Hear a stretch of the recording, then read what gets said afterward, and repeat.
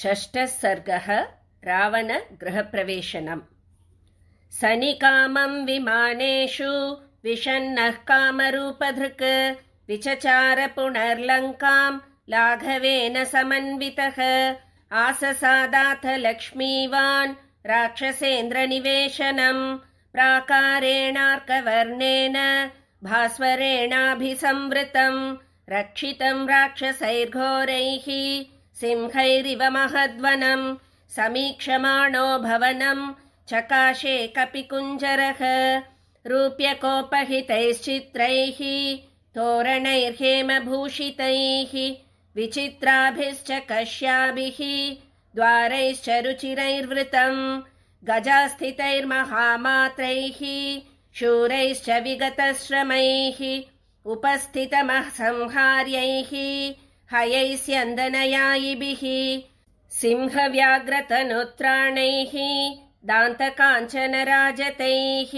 घोषवद्भिर्विचित्रैश्च सदा विचरितं रथैः बहुरत्नसमाकीर्णं परार्ध्यासनभाजनं महारथसमावासं महारथमहास्वनं दृश्यैश्च परमोधारैः तैस्तैश्च मृगपक्षिभिः विविधैर्बहुसाहस्रैः परिपूर्णं समन्ततः विनीतैरन्तपालैश्च रक्षोभिश्च सुरक्षितं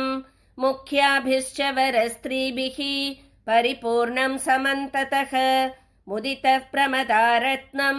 राक्षसेन्द्रनिवेशनं वराभरणसंह्रादैः समुद्रस्वननिस्वनं तद्राजगुणसम्पन्नं मुख्यैश्चागुरुचन्दनैः महाजनैः समाकीर्णं सिंहैरिव महद्वनं भेरीमृदङ्गाभिरुतं शङ्खघोषनिनादितं नित्यार्चितं पर्वहुतं पूजितं राक्षसैः सदा समुद्रमिव गम्भीरं समुद्रमिव निस्वनं महात्मनो महद्वेश्म महारत्नपरिच्छदं महारत्नसमाकीर्णं ददर्श स महाकपिः विराजमानं वपुषा गजाश्वरथसङ्कुलं लङ्काभरणमित्येव सोमन्यत महाकपिः चचार हनुमांस्तत्र रावणस्य समीपतः गृहाद्गृहं राक्षसानाम् उद्यानानि च वानरः वीक्ष्यमानो ह्यसन्त्रस्तः प्रसादांश्च चचारसः अवप्लुत्य महावेगः प्रहस्तस्य निवेशनं ततोऽन्यत्पुप्लुवेवेश्म महापार्श्वस्य वीर्यवान् अथ मेघप्रतीकाशं कुम्भकर्णनिवेशनं विभीषणस्य च तदा पुप्लुवे स महाकपिः महोदरस्य च गृहं विरूपाक्षस्य चैव हि विद्युज्जिह्वस्य भवनं विद्युन्मालेस्तथैव च वज्रदंष्ट्रस्य च तथा पुप्लुवे स महाकपिः शुकस्य च महातेजाः सारणस्य च धीमतः तथा चेन्द्रजितो वेश्म जगामहरियूतपः जम्बुमाले सुमालेश्च जगामहरिसत्तमः रश्मिकेतोश्च भवनं सूर्यशत्रोस्तथैव च वज्रकायस्य च तथा पुप्लुवे स महाकपिः धूम्राक्षस्य च सम्पातेः भवनं मारुतात्मजः विद्युद्रूपस्य भीमस्य घणस्य विघणस्य च शुकनासस्य वक्रस्य शठस्य विकटस्य च ह्रस्वकर्णस्य दंष्ट्रस्य रोमशस्य च रक्षसः युद्धोन्मत्तस्य मत्तस्य ध्वजग्रीवस्य नादिनः विद्युज्जिह्वेन्द्रजिह्वानां तथा हस्तिमुखस्य च करालस्य पिशाचस्य शोणिताक्षस्य चैव हि क्रममाणः क्रमेणैव हनुमान् मारुतात्मजः तेषु तेषु महार्हेषु भवनेषु महायशाः तेषां वृद्धिमतां वृद्धिं ददर्श स महाकपिः सर्वेषां समतिक्रम्य भवनानि समन्ततः आससादाथ लक्ष्मीवान् राक्षसेन्द्रनिवेशनं रावणस्योपशायिन्यो ददर्श हरिसत्तमः विचरन् हरिशार्दूलो राक्षसीर्विकृतेक्षणाः शूलमुद्गरहस्ताश्च शक्तितोमरधारिणीः ददर्श विविधान् गुल्मान् तस्य रक्षः पतेर्गृहे राक्षसांश्च महाकायान् नानाप्रहरणोद्यतान् रक्तान् श्वेतान् सितांश्चैव हरींश्चापि महाजवान् कुलीनान् रूपसम्पन्नान् गजान् परगजारुजान् निष्ठितान् गजशिक्षायाम् ऐरावतसमान्युधि